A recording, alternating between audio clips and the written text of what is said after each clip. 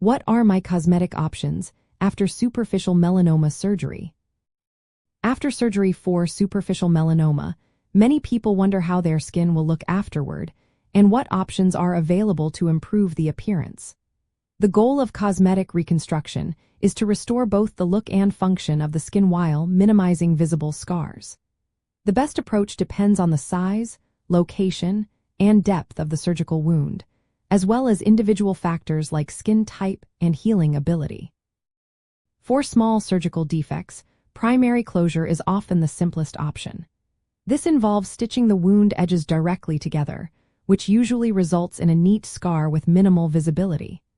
It works best when the wound is small and the skin can be brought together without tension. If the wound is in a less visible area or the skin is loose enough, this method can give good cosmetic results.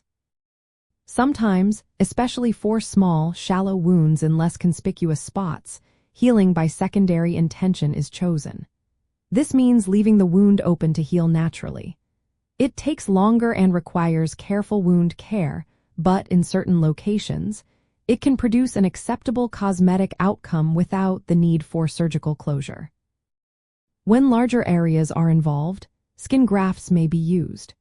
This technique involves taking a thin layer of skin from another part of the body, called the donor site, and transplanting it over the surgical defect.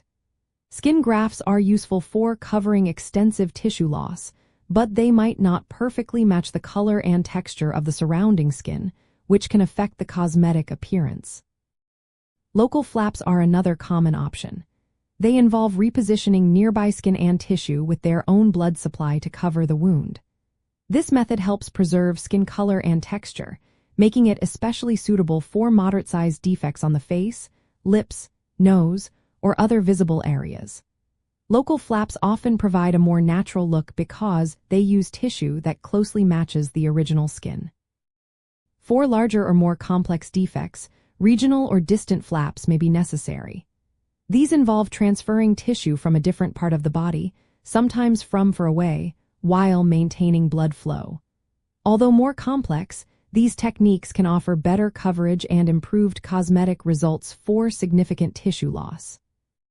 In some cases, advanced reconstructive options like tissue expansion or free tissue transfer are considered. Tissue expansion involves stretching nearby skin before surgery to create extra tissue for reconstruction. Free tissue transfer uses microsurgery to transplant tissue along with its blood vessels from a distant site. These methods are typically reserved for large or functionally important areas. It's important to remember that the choice of reconstruction depends on the specific site of the melanoma removal. For example, the nose, eyelids, lips, and scalp all have unique functional and aesthetic needs. Mohs surgery, a precise technique that removes melanoma while sparing healthy tissue, often helps preserve as much skin as possible, which can lead to better cosmetic outcomes and less extensive reconstruction.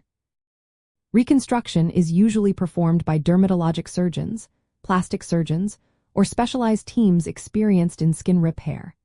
Anesthesia options vary from local anesthesia for small repairs to general anesthesia for larger procedures. After surgery, caring for the scar and protecting the skin from sun exposure can help improve the final appearance. Treatments like laser therapy or topical scar management may also be recommended to enhance healing. Ultimately, discussing your specific case with your healthcare team is essential.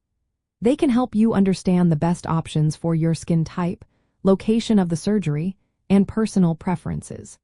Remember, every person's healing process is unique, and personalized advice from experienced specialists will help ensure the best possible cosmetic and functional results after superficial melanoma surgery.